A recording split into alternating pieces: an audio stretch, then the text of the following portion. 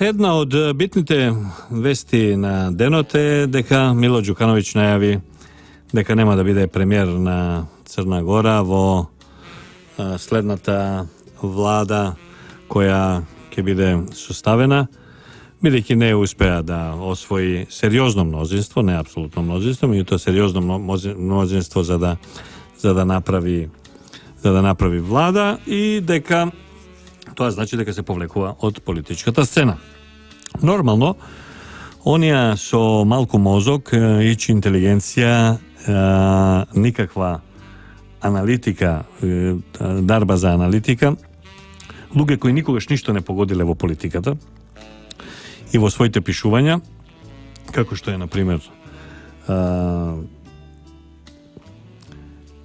собственикот на Плюс Инфо Бранко Геровски, потрчаа да се порадуваат, сметајќи дека како што според нив паднал Мило Ѓукановиќ, ќе паднал и Никола Груевски. По-погрешен заклучок и по-погрешна споредба и анализа тешко може некој нормално умен човек да направи, што се однесува конкретно до ситуацијата во Црна Гора во споредба со ситуацијата во Македонија. Зошто? Затоа што Мило Ѓукановиќ е рецидив и од стариот Сојуз на комунисти на Црна Гора, односно на Југославија, што Никола Груевски не е. Мило Ѓукановиќ е превеан криминалец и шверцер на цигари, кој тоа го работеше и соработуваше меѓу другото и со шверцерите на цигари од Македонија, односно Бранко Црвенковски, Хари Костов и Бранко Бучковски и Владо Бучковски. Никола Груевски тоа не е.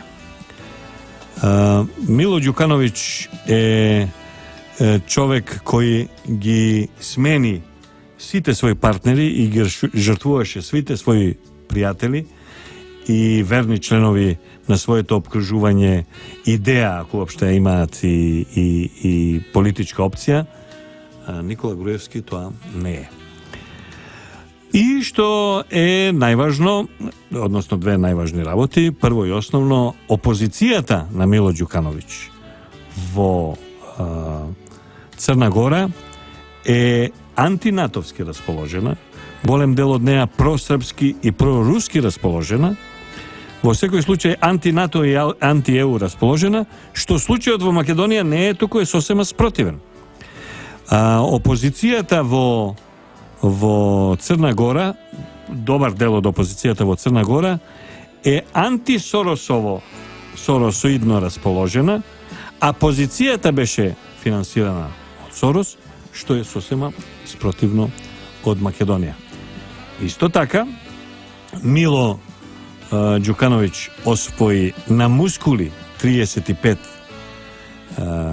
места во парламентот, кој брои 81, а му требаа 42 за апсолутно мнозинство, значи 7 му фалеа. Никола Груевски во континуитет освојува блиску до апсолутното мнозинство, блиску до 63, и никогаш не му фалеле толку многу, земајќи предвид дека 81 мандат значи 81 пратеник во Црна Гора не е исто што и 123 во Македонија. Значи, ако во Црна Гора ти фалат 7 на 81, тогаш во Македонија на 123 треба ти фалат 10-12.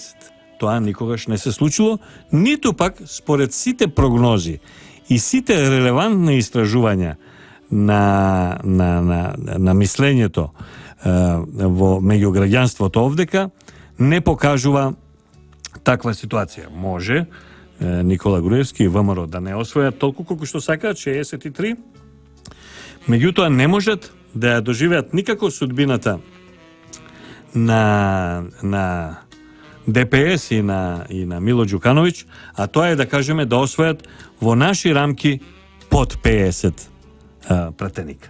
Значи, da победат, меѓутоа тоа да биде реално на пораз или на пирова победа. Она што овие слабоумни, нискоинтелигентни и неаналитични типови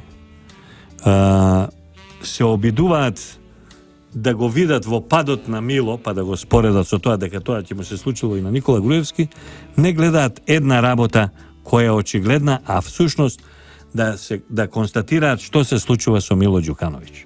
Со Мило и што треба нив да ги плаши. И тој Бранко Геровски, и неговиот шеф Зоран Заев, и Зоран Верушевски, и сите други кои се одат, што е примерот на Мило Ѓукановиќ. Мило Ѓукановиќ, случувањето со Мило Ѓукановиќ е всушност Сајгонски синдром.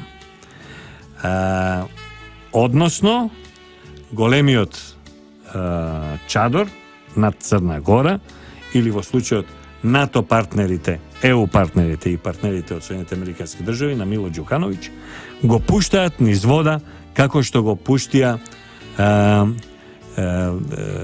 режимот во Сајгон, кога го напуштија Сајгон и кога избега од Виетнам, поразени од виетнамскиот народ.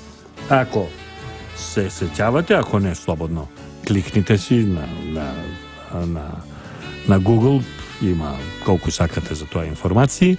Бегањето од Сајгон, напуштањето на американската амбасада со хеликоптери и авиони, кој еден добар дел, бидејќи беа претоварени со бегалци, испопаднаа во морето и луѓето испогинаа, се случи на начин да американската амбасада ја затвори амбасадата од премногу оние што сакаат нивни соработници и нивни подлизурковци кои сакаат да бегаат кон Америка. Американската амбасада ги затвори портите од причина што нема ни толку време, ни толку капацитет да ги однесат сите на безбедно и едноставно ги изжртвуваа, ги фрлија своите довчерашни кооперанти, своите довчерашни партнери, да ги наречам, своите довчерашни соработници, ги фрлија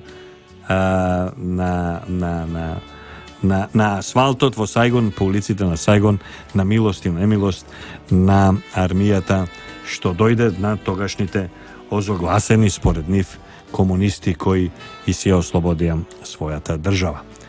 Сега, тој Сајгонски синдром не е само сега. Да подсетиме дека Осама Бин Ладен е творба и креација на Соединетите Американски држави. Да подсетиме дека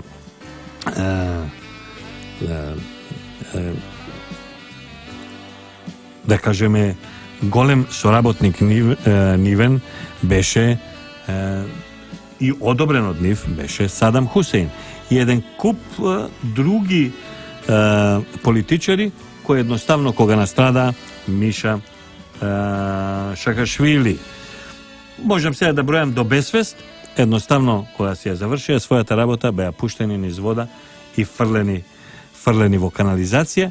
Сајгонскиот синдром е она што му се случува на Мило Ѓукановиќ. Ова не е предупредување за тоа дека и Никола Груевски ќе падне после 11 декември, не. Ова е предупредување до противниците на Никола Груевски, а соработниците на странските служби и амбасади во Република Македонија, дека нивниот неуспех на следните избори, кој е извесен, македонскиот народ е сплотен во тоа да го даде гласот за ВМРО и еднаш за секогаш да ја заврши оваа криза, да го заврши овој галиматија совдека, дека нивниот дефинитивен пораз на 11 кон 12 декември ќе значи дека нивниот чадор, нивниот партнер, нивниот финансиер, нивниот досегашен поддржувач ќе ги остави пред вратата на амбасадата, како што е во случајот во Сајгон, како што беше случајот во Сајгон, а сега како што е случајот со Мило Ѓукановиќ. Фала многу, ја оддалечи Мило својата држава од Русија и стави, пази, еден ден откако ја продолжија Црна Гора ги продолжи санкциите против Руската Федерација. Така многу му се заблагодарија овие неговите поддржувачи што му рекоа ќе си одиш, иако на тоа сигурно не помислувал до утрото. Значи, пример како ќе завршат овие кај нас кои се, а кои нема и не ни можат да ја испорачаат, да го испорачаат производот кој од нив се бара, а тоа е уништување на ВМРО, да помене симнување од тронот на непобедивост и на човек кој има доверба, во кој има доверба во народот, која има Никола Груевски, бидејќи тоа нема да успеат. Нив ги чека синдромот Сајгон, односно сега да им е поблиско историски синдромот Мило Ѓукановиќ. Тоа овие кои денеска се испораспишаа колумни со давајќи пример, еве сега таму се случи, ќе се случи и кај нас, тоа тие не може да го разберат, и ако го разберат им е премногу болно и се кријат од сето тоа. Работата која во овој момент можат да земат да ја споредуваат, ако веќе го споредуваат Мило Ѓукановиќ, па зашто не кажат што е со Вучич, кај северниот наш сосед, па сосема друга споредба да се даде. Значи, Мило паѓа, нема да падне и Никола Груевски, падот на Мило е Сајгонски синдром, синдром која очекува опозицијата, македонската опозиција, на 11. декември оваа година.